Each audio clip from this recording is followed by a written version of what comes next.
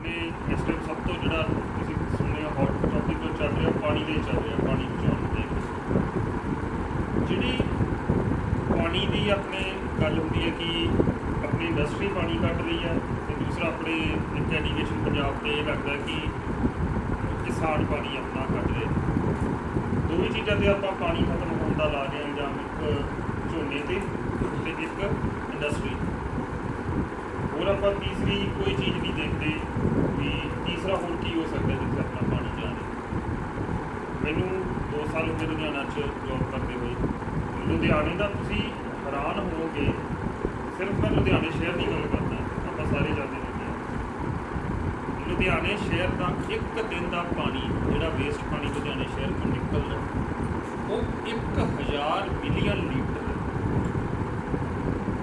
Figure एक तरह का झूठ लग रही 1000 मिलियन लीटर पानी लुधियाने शहर के एक दिन के अपना बर्बाद होकर उन्हें नाले राही सतलुज आ एक वर्ल्ड का जोड़ा एक डाटा है कि एक बंदा एक दिन कितना पानी यूज़ करता है एक अपना रफ जो आइडिया है किसी को कि एक बंदा एक दिन कितना पानी यूज़ कर सकता है 20 लीटर 30 लीटर का अंदाजा है 15-20 लीटर किसी टाइम मैं भी ये सोचता भी वध तो वध 20 लीटर 25 लीटर पानी आप एक दिन यूज़ करते हैं मिनीमम एक बंदा एक दिन 135 लीटर पानी यूज़ करता तुम कैलकुलेट करोगे कपड़े धोने का पानी बहुत ज़्यादा होता है आप सिर्फ नहाने का नहीं एक अपने वॉशरूम का पानी बहुत यूज़ करते हैं दिन च आप घट्टो घट्ट 7 तो 8 बारी फ्लश यूज़ करते हैं तो आप पूरी 20 लीटर की टैंकी एक बार तो जो लुधियाने की कैलकुलेशन हुई ये नहीं कि लुधियाने से कदे कदे सरकार का ध्यान नहीं गया कि आप साफ करना या नहीं करना प्रोजैक्ट लगे चले पर वो सारी कैलकुलेशन होएगी 135 लीटर के हिसाब एक्चुअल जो पानी आ गया मतलब वही 300 लीटर के हिसाब लुधियाना कैलकुलेट किया वर्ल्ड हेल्थ ऑर्गेनाइजेशन ने भी इतने का पानी है 468 मिलियन लीटर पर डे निकलिया 1000 तो एक इंडस्ट्री का पानी जे आप देखिए पूरी लुधियाने की इंडस्ट्रिया का पानी पूरे दिन का मैक्सीमम टू मैक्सीमम वरत लीए तो वह है 250 मिलियन लीटर पर आम डोमैसटिक है 1000 इंडस्ट्री का है टोटल जोड़ के 250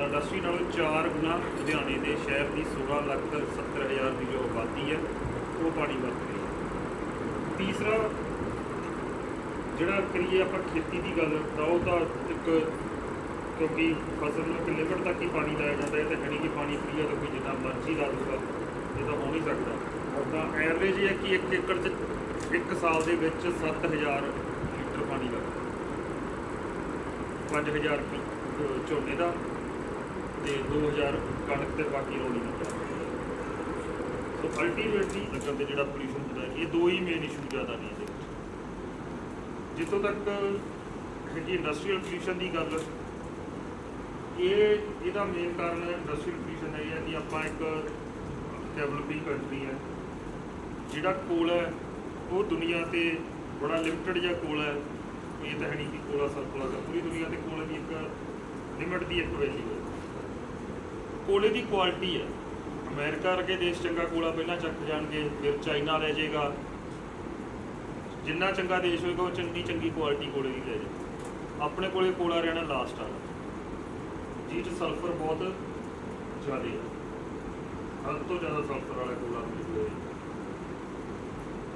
वो कोल ते एक अपने दूसरा अपना मेन फ्यूल है पंजाब का पेट्रोल रिफाइनरी के कच्चा तेल होता है कच्चे तेल तो पहला पेट्रोल निकल गया डीजल निकल गया मिट्टी का तेल निकल गया होर प्रोडक्ट निकल गए लास्ट तो एक चीज़ उस बचती है वो बचती है पेट्रोल जी थले वो एक तरह का लोकर का होता है बाद में पतले पतले ग्रैनुअल्स बना के वो वरत्या जाता हुण इंटरनेशनल सिनेरियो बदल गए हुण कोल बहुत ज़्यादा महंगा हो गया हुण ये सिचुएशन है कि जो माड़े तो माड़ा कोल है वो भी इंडस्ट्री की पहुँच तो बाहर हो गया अज कोल का रेट अराउंड 28,000 रुपये टन है 1 साल पहले 10,000 रुपये टन तो पेटकोक 3 रुपए किलो से अज 28 रुपए किलो है तो दोनों वो भी बंद हो गए ये गवर्नमेंट ने कुछ अच्छे इनीशिएटिव किए हैं वो ये है कि लुधियाना आने वाले 2-3 सालों थोड़े कॉलेज के बाहर भी तुसीं देखा होगा काफ़ी देर इत्थे पाइपलाइन पई रही है। पंजाब की तकरीबन जिन्ने भी इंडस्ट्रीयल क्लस्टर ने वो आने वाले 2-3 सालों के उपर गैस ते हो जाए। मंडी गोबिंदगढ़ इसे साल च गैस ते हो रहा तो लुधियाना आने वाले 5 सालों के विच गैस ते हो जाए। तो एक इस तो इलावा हुण गवर्नमेंट एक नवी चीज़ चलाउण लगी है, मिशन ट्रेडिंग स्कीम। मान लो मैं एक इंडस्ट्री चला रहा, मैं अज पैसे बचाने मारे गंदा फ्यूल खरीद लिया, मेरी चिमनी जो धुआं निकलूगा, ये मेरे गवांढी ने इन्होंने चंगे पैसे ले चंगा फ्यूल लिया, इन्हों की चिमनी जो धुआं नहीं निकलू, दोनों की चिमनियां के सेंसर लगणगे। इन्होंने धुआं छड्डिया 150 ते, मेरा जा रहा जी 800 ते। ठीक है, स्टैंडर्ड है गवर्नमेंट कहती भी 300 छड्डना है, तो मैं जो 500 वध छड्डिया वो मेरे पैसे मैनू पैसे पैणगे। इन्होंने 150 छड्डिया, 300 का स्टैंडर्ड सी, इन्होंने 150 के पैसे मिलणगे। चीज़ ਦੇ ਨਾਲ ਸੰਬੰਧਿਤ ਜਿਵੇਂ ਆਪਾਂ ਸਾਰੇ ਹੀ ਪਿੰਡਾਂ ਨੂੰ, ਸ਼ਹਿਰਾਂ ਨੂੰ ਜਾਂ ਕਿਸਾਨ ਪਰਿਵਾਰਾਂ ਨੂੰ ਸੰਬੰਧਿਤ ਹੈਗੇ ਆ, ਜੇ ਕਿਸੇ ਦੀ ਕੋਈ ਵੀ ਕੁਐਰੀ ਹੋਏਗੀ ਤਾਂ ਤੁਸੀਂ ਮਤਲਬ ਸਰ ਦੇ ਨਾਲ ਗੱਲ ਕਰਕੇ ਉਹ ਜਾਣਕਾਰੀ ਲੈ ਸਕਦੇ ਹੋ, ਕਿਉਂਕਿ ਤੁਸੀਂ ਘਰ ਦੇ ਵਿੱਚ ਜਾਂਦੇ ਆਪਣੇ ਘਰਦਿਆਂ ਨੂੰ ਦੱਸਦੇ ਆ, ਉਹ ਸਾਨੂੰ ਪੜ੍ਹਨ ਲਈ ਵੀ ਇਸੇ ਲਈ ਭੇਜਦੇ ਆ ਕਿ ਅਸੀਂ ਨਵੀਂ ਜਿਹੜੀ ਨੌਲੇਜ ਆ ਉਹ ਇਕੱਠੀ ਕਰੀਏ ਤੇ ਆ ਕੇ ਘੱਟੋ ਘੱਟ ਘਰਦਿਆਂ ਨਾਲ ਜ਼ਰੂਰ ਸਾਂਝੀ ਕਰੀਏ। ਸੋ ਜੇ ਤੁਹਾਡੀ ਹੋਰ ਕੋਈ ਕੁਐਰੀ ਹੈਗੀ ਹੈ ਤਾਂ ਤੁਸੀਂ ਪੁੱਛ ਵੀ ਸਕਦੇ ਆ। ਉਦੋਂ ਤੱਕ ਅਸੀਂ ਜਿਹੜੇ ਸਾਡੇ ਅੱਜ ਸਟੂਡੈਂਟ ਬੁਲਾ ਰਹੇ ਹੈਗੇ ਆ ਉਹਨਾਂ ਦੇ ਨਾਲ ਆਪਣੇ ਪ੍ਰੋਗਰਾਮ ਨੂੰ ਕੰਟੀਨਿਊ ਕਰਾਂਗੇ। ਤਾਂ ਸਭ ਤੋਂ ਪਹਿਲਾਂ ਆबिद Rahman. like to welcome all the students who are here, क्योंकि जिस मुद्दे पे हम बात कर रहे हैं ये प्रेजेंट सिनेरियो का सबसे अहम मुद्दा है, इन्वायरमेंट जो हमारा है, और इस इन्वायरमेंट से जो हमारी धरती बनती है, जो हमारा प्लैनेट बनता है, इस टाइम का सबसे कंसर्न टॉपिक यही इन्वायरमेंट है। चाहे वो अपने मुल्क की हम बात करें या चाहे पूरे विश्व की बात करें, क्योंकि जब हमारा इन्वायरमेंट हेल्दी होगा तो उसमें रहने वाले लोग भी हेल्दी होंगे और उन लोगों का माइंडसेट भी हेल्दी होगा। हम कहते हैं ए साउंड बॉडी कीप्स ए साउंड माइंड, और उसके लिए एक साउंड इन्वायरमेंट होना बहुत ज़रूरी है।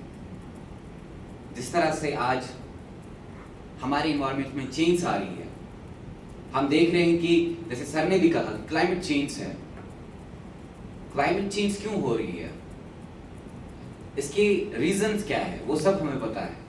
हम देख रहे हैं कि टेम्परेचर में राइज हो रहा है, हम देख रहे हैं कि सीजनल चेंज हो रहे हैं, हम देख रहे हैं कि ओजोन डिप्लीशन काफ़ी हुआ था, अब तो रिसेंटली हमने इस पे काफ़ी ज़्यादा काम करके उसको कम भी करा है, लेकिन फिर भी कहीं ना कहीं थ्रेट्स है। तो ये सारे कंसर्न्स हमारे इन्वायरमेंट के रिलेटेड हैं। जैसे कि अगर हम इन्वायरमेंट को प्रोटेक्ट नहीं करेंगे और अगर हम अपने इस जो हमारी धरती, जो प्लैनेट, इसको हम सही वक्त पे प्रोटेक्ट ना करें तो हम तो फेस तो कर ही रहे हैं, लेकिन जो आने वाला कल है, जो हमारी फ्यूचर जनरेशंस है, वो हमसे ज़्यादा फेस करेंगे। सबसे इम्पोर्टेंट क्या है कि हर एक इंसान को रिस्पॉन्सिबल बनना चाहिए। रिस्पॉन्सिबिलिटी बहुत लैकिंग है इन द सिटीजन्स, और उसकी वजह से क्या है कि हम कहीं ना कहीं बहुत पीछे रह रहे हैं। सर मैं आपको बताना चाहूँगा कि जो डेवलप्ड कंट्रीज है उनकी जब हम बात करते हैं, थोड़ा सा रिसर्च जब करते हैं तो हमें ये पता चलता है कि वहाँ का जो एवरी लोकल सिटीजन वो उतना ही पार्टिसिपेट करता है वहाँ की हर एक चीज़ में जो वहाँ के रिस्पॉन्सिबल सिटीजन्स करते हैं। जैसे गवर्नमेंट ऑर्गेनाइजेशंस है, वैसे ही वहाँ के लोकल जो बंदे हैं वो पार्टिसिपेट करते हैं। और हमारे यहाँ रिस्पॉन्सिबिलिटी हम पे है ही नहीं। हम कहते हैं गवर्नमेंट करेगा, गवर्नमेंट पे जब बात आती है तो फिर हमें पता ही है।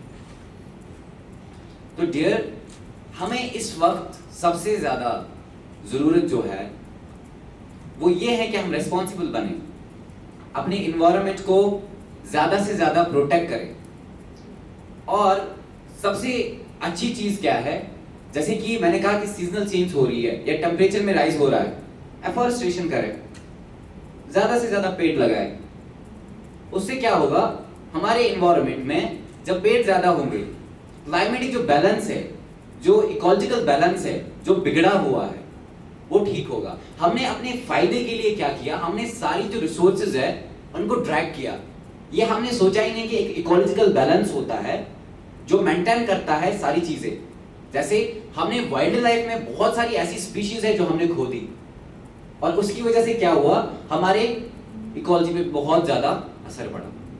इसी तरह से हमने काफी रिसोर्सेज को, जैसे पेट्रोलियम की बात करें, इट इज सेड कि 2050 यानी कि 2050 तक पेट्रोलियम की बहुत ज्यादा कमी पूरे विश्व में फील की जाएगी।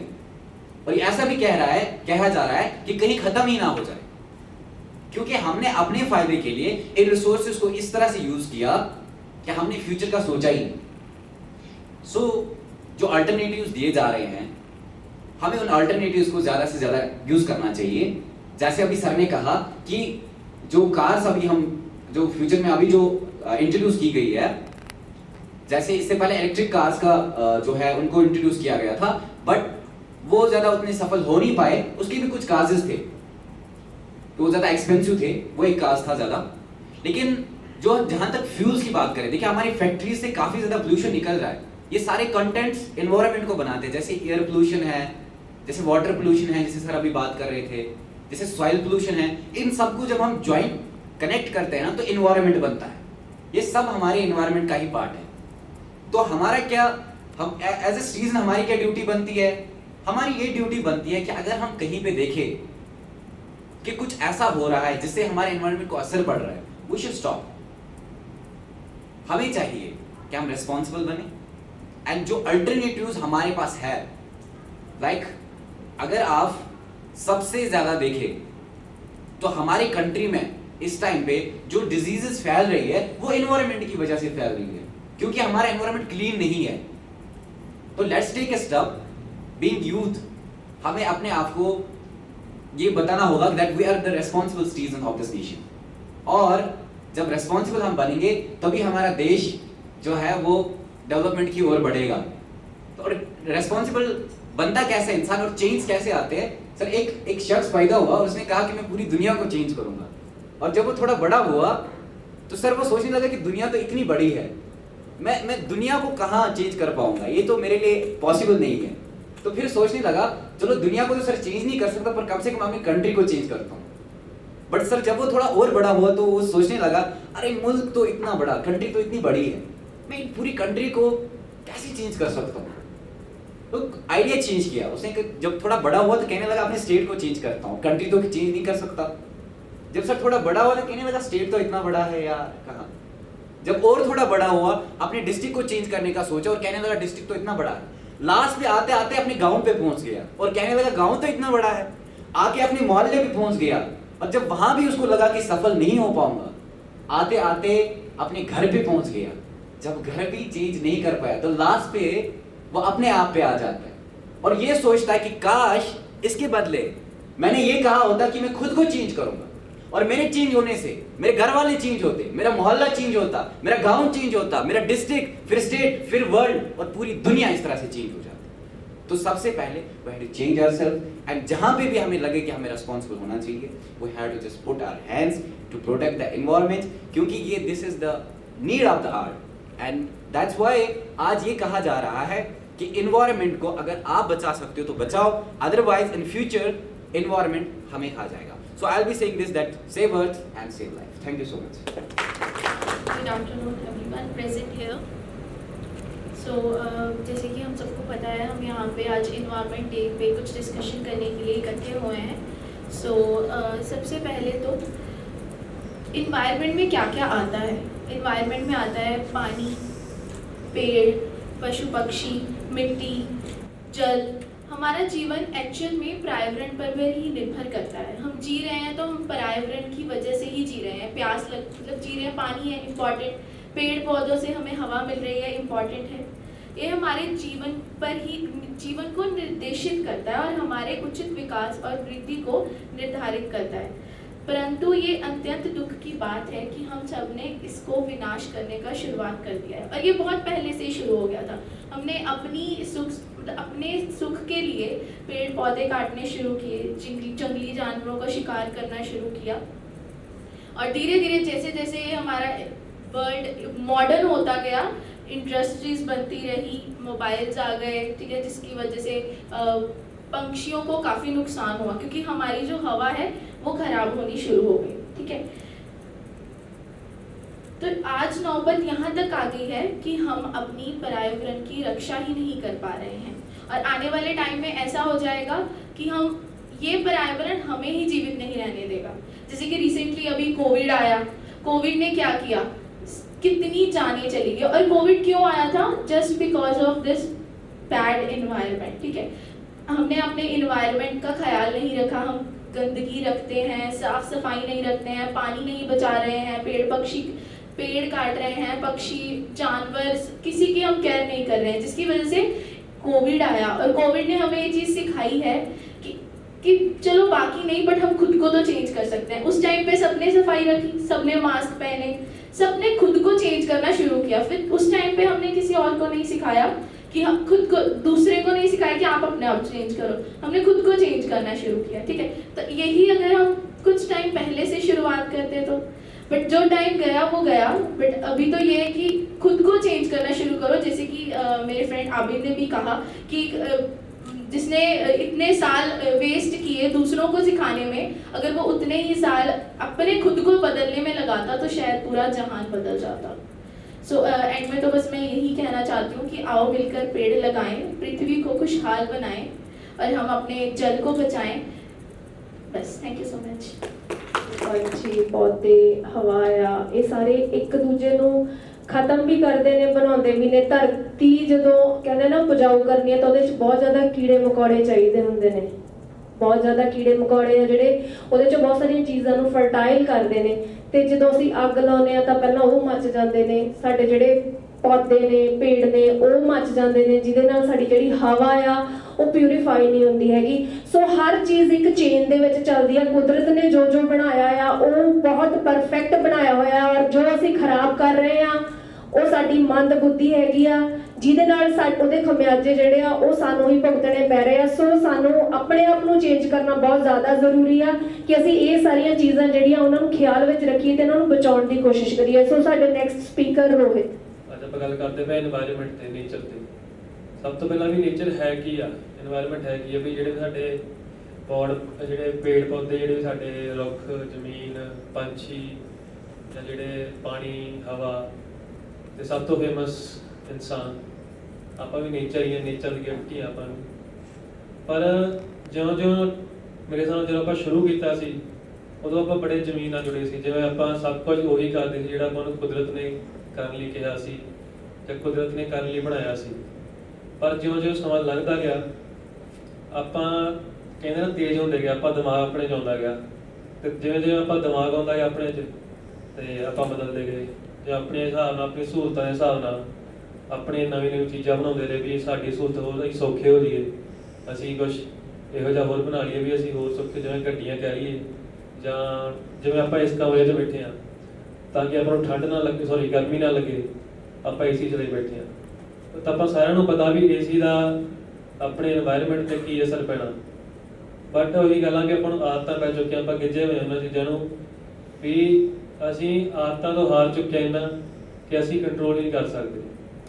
ਤੇ ਦੂਜੀ ਗੱਲ ਮੈਂ ਕਰਨਾ ਚਾਹੁੰਦਾ ਖੇਤੀ ਬਾਰੇ ਵੀ ਜਿਵੇਂ ਖੇਤੀ ਜਿਹੜੀ ਜਿਵੇਂ ਪਹਿਲਾਂ ਹੁੰਦੀ, ਚਲੋ ਖੇਤੀ ਉਦੋਂ ਪਤਾ ਸੀ ਵੀ ਲੋਕਾਂ ਨੂੰ ਨਾ, ਕਿਉਂਕਿ ਸਭ ਤੋਂ ਮੇਨ ਵੀ ਮੋਬਾਈਲ ਵਗੈਰਾ ਕੁਝ ਨਹੀਂ ਸੀ, ਸਿਗਨਲ ਵਗੈਰਾ। ਉਦੋਂ ਪੰਛੀਆਂ ਨੂੰ ਪਤਾ ਵੀ ਮੋਬਾਈਲ ਦੇ ਜਿਹੜੇ ਟਾਵਰ ਆ ਉਹਨਾਂ ਦਾ ਪੰਛੀਆਂ ਤੇ ਕੀ ਅਸਰ ਹੁੰਦਾ, ਕਿਉਂਕਿ ਕਹਿੰਦੇ ਨਾ ਇੱਕ ਘਟਨਾ ਦੂਜੀ ਘਟਨਾ ਨੂੰ ਮਤਲਬ ਕਿ ਰਿਲੇਟਡ ਹੁੰਦੀ ਇੱਕ ਦੂਜੇ ਨਾਲ।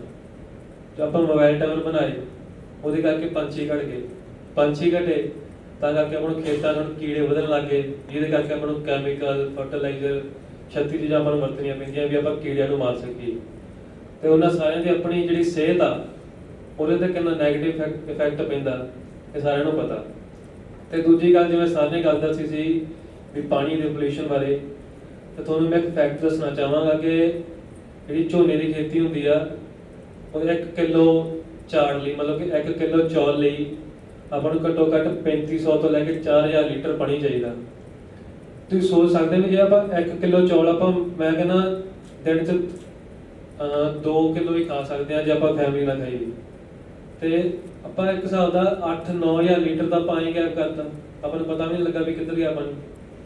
ਤੇ ਸੋਚਣ ਵਾਲੀ ਗੱਲ ਆ ਵੀ ਮੇਰੇ ਹਿਸਾਬ ਨਾਲ ਆਪਾਂ ਉਹਨਾਂ ਨੂੰ ਸੋਚ ਕੇ ਸੋਚਣਾ ਚਾਹੀਦਾ ਪਹਿਲਾਂ ਵੀ ਆਪਾਂ ਖਾਣਾ ਕੀ ਆ ਤੇ ਕੀ ਹਿਸਾਬ ਨਾਲ ਵਰਤਣਾ, ਕਿਉਂਕਿ ਜੇ ਆਪਾਂ ਵੱਧ ਤੋਂ ਵੱਧ ਵਰਤਣ ਲੱਗ ਗਏ, ਤੁਹਾਨੂੰ ਪਤਾ ਵੀ ਪੰਜਾਬ ਦਾ ਜਿਹੜਾ ਪਾਣੀ ਆ ਧਰਤੀ ਥੱਲੇ ਉਹ ਅੱਗੇ ਬਹੁਤ ਘੱਟ ਚੁੱਕਾ। ਜੇ ਇਸ ਹਿਸਾਬ ਨਾਲ ਜੇ ਆਪਾਂ ਚੱਲਦੇ ਰਹੇ, ਜੇ ਵੱਧ ਤੋਂ ਵੱਧ ਜਿਵੇਂ ਚੌਲ ਖਾਂਦੇ ਰਹੇ ਆ, ਮੇਰੇ ਹਿਸਾਬ ਨਾਲ ਤਾਂ ਇਹ ਚੌਲ ਦੀ ਜਿਹੜੀ ਖਪਤ ਆ ਉਹ ਘਟਣੀ ਚਾਹੀਦੀ ਆ। ਤੇ ਬਾਕੀ ਮੈਂ ਗੱਲ ਕਰਨੀ ਚਾਹੁੰਦਾ ਫੈਕਟਰੀਆਂ ਦੀ, ਜਿਹੜੀ ਆਪਣਾ 에ਅਰ ਪੋਲਿਊਸ਼ਨ ਸਭ ਤੋਂ ਵੱਧ ਕ੍ਰੀਏਟ ਕਰਦੀਆਂ। ਵੀ ਜਿਵੇਂ ਤੁਸੀਂ ਹੁਣ ਵੇਖਿਆ ਸੀਗਾ ਵੀ ਹੁਣ ਬਿਮਾਰੀਆਂ ਲੱਗੀਆਂ ਸਾਹ ਦੀਆਂ, ਲੋਕਾਂ ਨੂੰ ਅਸਥਮਾ ਹੁੰਦਾ, ਜਾਂ ਫਿਰ ਜਿਵੇਂ ਕੋਵਿਡ ਦੀ ਸੀ ਸਾਹ ਦੀ ਬਿਮਾਰੀ ਸੀ। ਮੈਨੂੰ ਲੱਗਦਾ ਵੀ ਅੱਜ ਤੋਂ ਆਪਣੇ ਦਾਦੇ ਪੜਦਾਦੇ ਆ ਕੇ ਇੱਥੇ ਵੇਖਣਗੇ, ਉਹ ਹੱਸਣਗੇ ਵੀ ਇਹਨਾਂ ਨੂੰ ਕੀ ਅਸਥਮਾ, ਕੀ ਨਵੀਂ ਬਿਮਾਰੀਆਂ ਆਈ ਜਾਂਦੀਆਂ, ਕਿ ਆਹ ਵੀ ਕੋਈ ਚੀਜ਼ ਹੁੰਦੀ ਹੈ, ਬਿਮਾਰੀ ਹੁੰਦੀ ਆ। ਬਟ ਆਪਣੇ ਲਈ ਅੱਜ ਕੱਲ੍ਹ ਇਹ ਬਿਮਾਰੀਆਂ ਜੋ ਬਿਲਕੁਲ ਆਮ ਹੋਈਆਂ ਪਈਆਂ, ਕਿਉਂਕਿ ਆਪਣਾ ਖਾਣ ਪੀਣ ਰਹਿਣ ਸਹਿਣ ਹੋ ਜਾ ਹੋਇਆ ਹੋਇਆ ਵੀ ਆਪਾਂ ਪੋਲਿਊਸ਼ਨ 'ਚ ਇੰਨਾ ਗਿੱਜੇ ਹੋਏ ਆ ਕਿ ਆਪਾਂ ਨੂੰ ਪਤਾ ਹੀ ਨਹੀਂ ਕਿ ਇੱਕ ਸਾਫ਼ ਸੁਥਰਾ ਤੇ ਸਾਦਾ ਜੀਵਨ ਕਿਹੋ ਜਿਹਾ ਹੁੰਦਾ। ਤੇ ਹੋਰ ਹੁਣ ਬਾਕੀ ਜਿਵੇਂ ਤੁਹਾਨੂੰ ਪਤਾ ਹੀ ਹੈ, ਜਿਵੇਂ ਦੁੱਧ ਦਾ ਵੀ ਇਹੀ ਆ ਵੀ ਹੁਣ ਅੱਜ ਕੱਲ੍ਹ ਮੱਝਾਂ ਨੂੰ ਸਿੱਧਾ ਕੋਈ ਚੋਂਦੇ ਨਹੀਂ, ਪਹਿਲਾਂ ਟੀਕੇ ਲਾਉਂਦੇ ਆ ਫਿਰ ਚੋਂਦੇ ਆ। ਵੀ ਸਾਰੀ ਚੀਜ਼ਾਂ ਤੇ ਇਹਨਾਂ ਚੀਜ਼ਾਂ ਦਾ ਆਪਣੇ ਜਿਹੜਾ ਇਫੈਕਟ ਆ ਪਿਆ ਮੇਨ ਵੀ ਸਭ ਤੋਂ ਪਹਿਲਾਂ ਜਿਹੜੀ ਜੈਨੇਟਿਕ ਆਪਣੀ ਕੁਆਲਿਟੀ ਆ, ਉਹ ਜੀਨਸ ਆਪਣੀ ਬਹੁਤ ਘੱਟ ਗਈਆਂ। ਅੱਜ ਕੱਲ੍ਹ ਤੁਹਾਨੂੰ ਪਤਾ ਹੀ ਆ ਵੀ ਜ਼ਿਆਦਾਤਰ ਬਹੁਤ ਲੋਕਾਂ ਨੂੰ ਸ਼ਿਕਾਇਤ ਆ ਕਿ ਵੀ ਉਹਨਾਂ ਦੀ ਸਪਰਮ ਕੁਆਲਿਟੀ ਬਹੁਤ ਘੱਟ ਗਈ ਆ, ਜਿਹਨੂੰ ਆਪਾਂ ਕਹਿ ਲਈਏ, ਜਾਂ ਲੇਡੀਜ਼ ਦੇ ਵਿੱਚ ਫਰਟੀਲਿਟੀ ਬਹੁਤ ਘੱਟ ਗਈ ਆ, ਵੀ ਬੱਚਾ ਪੈਦਾ ਕਰਨ ਦੀ ਜਿਹੜੀ ਸ਼ਕਤੀ ਹੁੰਦੀ ਆ ਆਪਣੇ 'ਚ ਉਹ ਘੱਟ ਚੁੱਕੀ ਆ।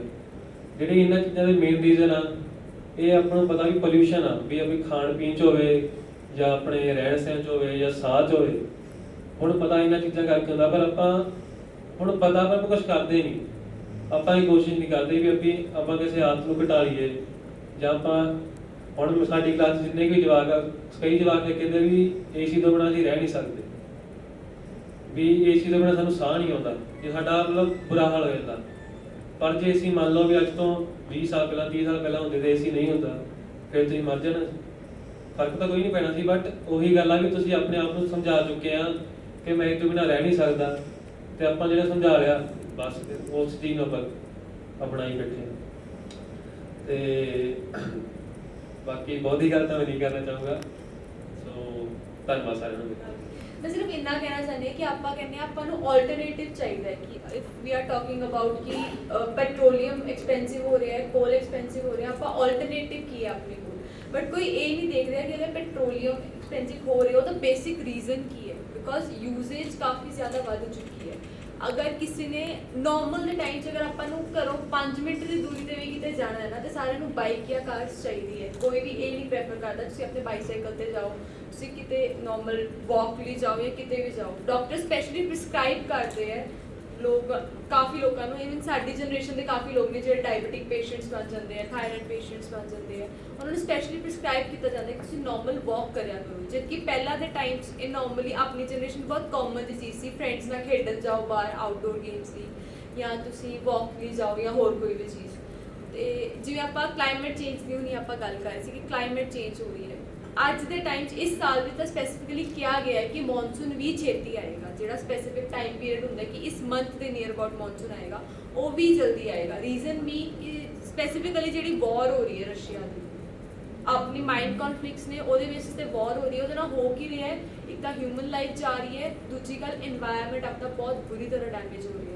ਉਹ ਇੱਕ ਬੇਸਿਕ ਰੀਜ਼ਨ ਉਹੀ ਹੈ ਜਿਹੜਾ ਇਸ ਟਾਈਮ ਗਰਮੀ ਵੀ ਛੇਤੀ ਆਈ ਹੈ। ਵਰਨਾ ਮਾਰਚ ਵਿੱਚ ਅਪ੍ਰੈਲ ਵਿੱਚ ਏਸੀ ਦੀ ਲੋੜ ਕਦੀ ਨਹੀਂ ਪਈ ਜਿਹੜੀ ਅੱਜ ਪੈ ਰਹੀ ਹੈ।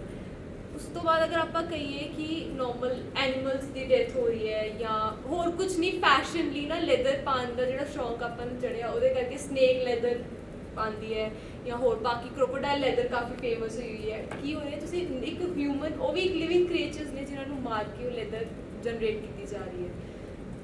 ਇਨਵਾਇਰਨਮੈਂਟ ਹੀ ਡੈਮੇਜ ਹੋ ਰਹੀ ਹੈ ਆਪਣੀ ਇਸ ਕਰਕੇ। ਔਰ ਅਗਰ ਆਪਾਂ ਦੇਖੀਏ ਇੰਡੀਆ ਵਿੱਚ ਜਾਂ ਇੱਦਾਂ ਦੀ ਕਾਫੀ ਕੰਟਰੀਜ਼ ਨੇ ਜੋ ਆਪਣੀ ਬਿਊਟੀ ਕਰਕੇ ਹੀ ਟੂਰਿਜ਼ਮ ਜਨਰੇਟ ਕਰਦੀਆਂ ਨੇ।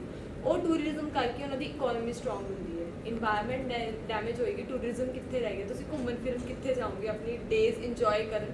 ਗਰਮੀਆਂ 'ਚ ਮਨਾਲੀ ਕਿਉਂ ਭੱਜਦੇ ਆ ਸਾਰੇ, ਕਿਉਂਕਿ ਉੱਥੇ ਗ੍ਰੀਨਰੀ ਹੈ, ਉੱਤੇ ਠੰਡੀ ਹਵਾ ਹੈ, ਉੱਥੇ ਸਾਰਾ ਕੁਝ ਅੱਛਾ ਹੈ, ਉੱਥੇ ਜਾ ਕੇ ਇੰਜੋਏ ਕਰੋ ਗਰਮੀਆਂ, ਇੱਥੇ ਨਹੀਂ ਰਹਿਣਾ।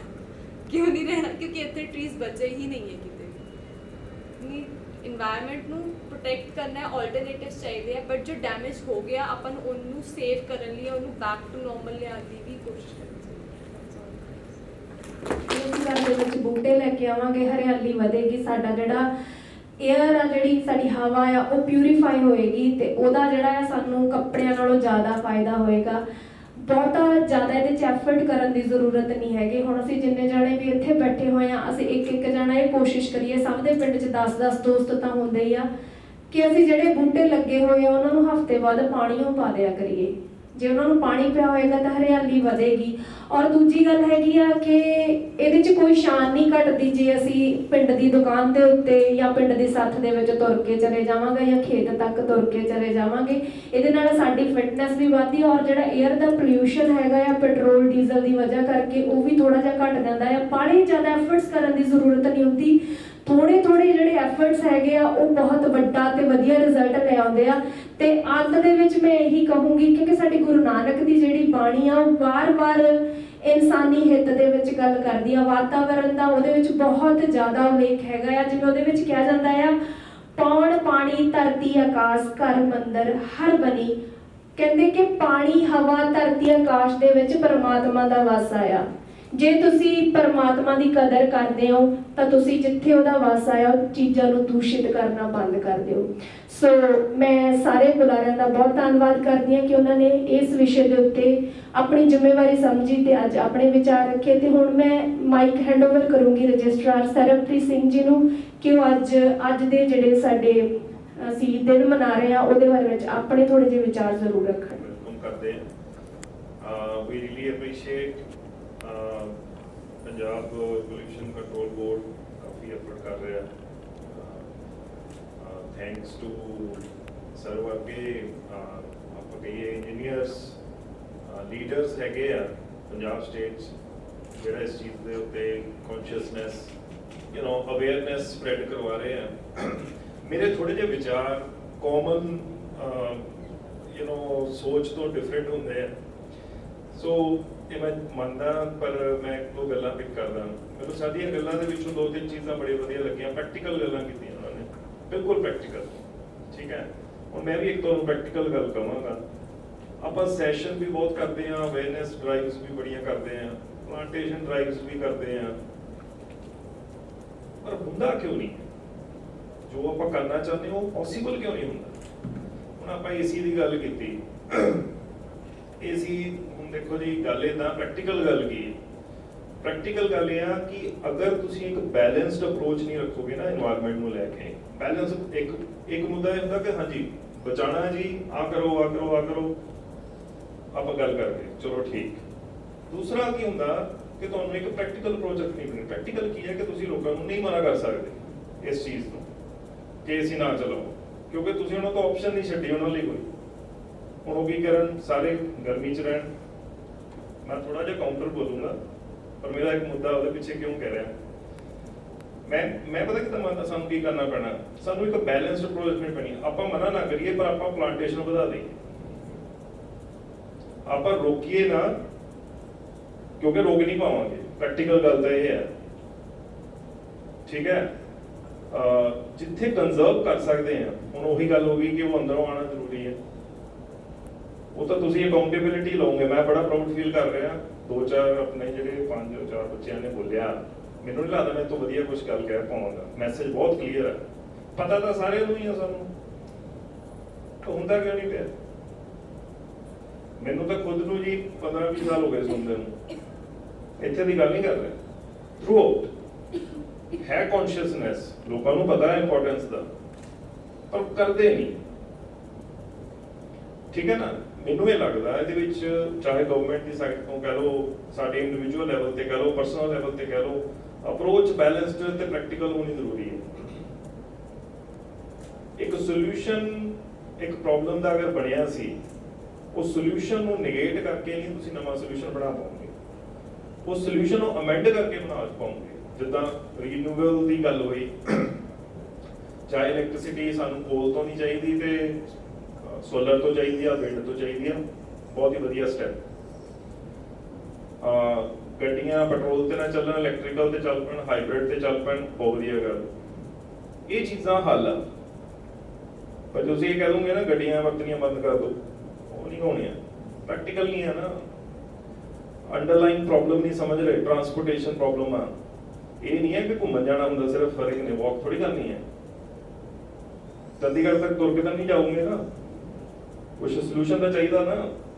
ਸੋ ਕਹਿੰਦਾ ਮੇਰਾ ਭਾਵ ਇਹਦੇ ਤੇ ਇਹ ਹੈ ਕਿ ਸਾਨੂੰ ਕੁਛ ਇੱਕ ਬੈਲੈਂਸਡ ਅਪਰੋਚ ਰੱਖਣੀ ਪੈਣੀ ਹੈ। ਗਵਰਨਮੈਂਟ ਦਾ ਇੱਕ ਕੁਛ ਫਰੇਮਵਰਕ ਉਹਦੇ ਨੂੰ ਅਡਾਪਟ ਕਰਨਾ ਪੈਣਾ।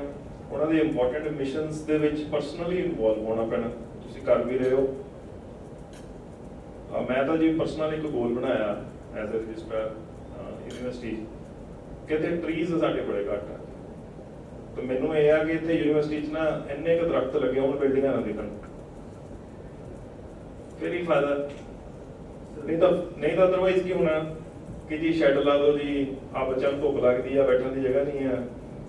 ਤੁਸੀਂ ਸੋਚੋ ਨਾ ਆਪਾਂ ਕੀ ਕਰਦੇ, ਆਪਾਂ ਕਈ ਵਾਰ ਕਹਿੰਦੇ ਪ੍ਰੋਬਲਮ ਕੀ ਆ, ਬੱਚਿਆਂ ਨੂੰ ਬੈਠਣ ਦੀ ਜਗ੍ਹਾ ਨਹੀਂ, ਆਪਾਂ ਕਹਿੰਦੇ ਚਲੋ ਸ਼ੈੱਡ ਬਣਾ ਲਓ। ਹਾਂ, ਗਲਤ ਹੱਲ ਹੋ ਗਿਆ ਨਾ। ਟਰੀਜ਼, ਨੇਚਰ ਨੇ, ਗੋਡ ਨੇ ਸਾਨੂੰ ਸੋਲੂਸ਼ਨ ਦਿੱਤੇ ਹੋਏ ਆ। ਥੋੜਾ ਜਿਹਾ ਕੌਨਸ਼ੀਅਸ ਵੇ ਦੇ ਵਿੱਚ ਆਪਾਂ ਚੱਲਾਂਗੇ, ਦੈਨ ਪੋਸੀਬਿਲਿਟੀ ਜ਼ਿਆਦਾ ਹੈ। ਠੀਕ ਹੈ ਜੀ, ਮੇਰੇ ਵਿਚਾਰ ਥੋੜੇ ਜਿਹੇ ਡਿਫਰੈਂਟ ਹੋ ਸਕਦੇ ਆ ਮੇਨ ਸਟ੍ਰੀਮ ਤੋਂ, ਬਟ ਦੂਸਰੀ ਇੱਕ ਚੀਜ਼ ਮੈਂ ਹੋਰ ਕਹਾਂਗਾ ਇਹ ਤੋਂ ਪਹਿਲਾਂ ਮੈਂ ਤੁਹਾਡੇ ਕੋਲ ਆਵਾਂ।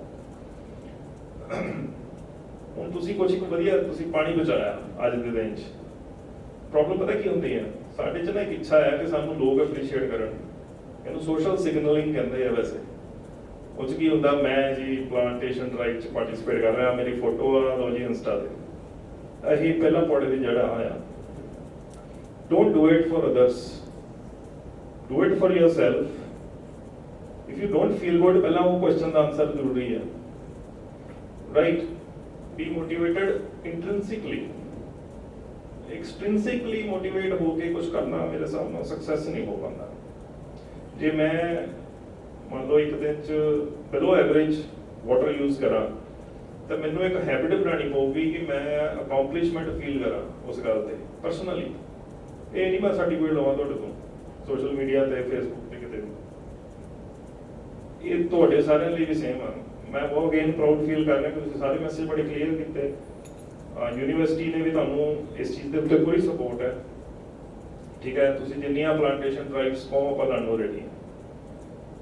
ਸਗੋਂ ਮੈਂ ਤਾਂ ਚਾਹੁੰਦਾ ਕਿ ਤੁਸੀਂ ਆਓ ਤੇ ਕਹੋ ਕਿ ਸਰ ਜਿਹੜੀ ਯੂਨੀਵਰਸਿਟੀ ਦੇ ਅੰਦਰ ਇਨਵਾਇਰਨਮੈਂਟ ਆ, ਜਿਹੜਾ ਆਪਣਾ ਏਅਰ ਹੋ ਗਈ, ਠੀਕ ਹੈ ਜੀ, ਸਨਲਾਈਟ ਵਾਲੀ ਗੱਲ ਹੋ ਗਈ, ਇਹ ਸਾਰਾ ਕੁਝ ਉਹਦੇ 'ਚ ਇੱਦਾਂ ਆਪਾਂ ਉਹਨੂੰ ਠੀਕ ਕਰ ਸਕਦੇ ਹਾਂ। ਮੇਰੇ ਨਾਲ ਤੁਸੀਂ ਗੱਲ ਕਰੋ, ਆਪਾਂ ਉਹਨੂੰ ਸਿਰੇ ਚੜਾਂਗੇ ਜ਼ਰੂਰ, ਪਰ ਸੀਰੀਅਸਲੀ ਕਰਨਾ ਤੇ ਪ੍ਰੈਕਟੀਕਲੀ ਕਰਨਾ, ਹੱਲ ਦੇਣਾ ਹੈ। ਇਹ ਨਹੀਂ ਕਿ ਅੱਛਾ ਉੱਥੋਂ ਸੁਣਿਆ ਸੀ ਜੀ ਉਹਨਾਂ ਨੇ ਇੱਦਾਂ ਕੀਤਾ ਸੀ, ਤੁਸੀਂ ਵੀ ਇੱਦਾਂ ਕਰ ਲਓ, ਇਹ ਨਹੀਂ ਚਾਹੀਦਾ।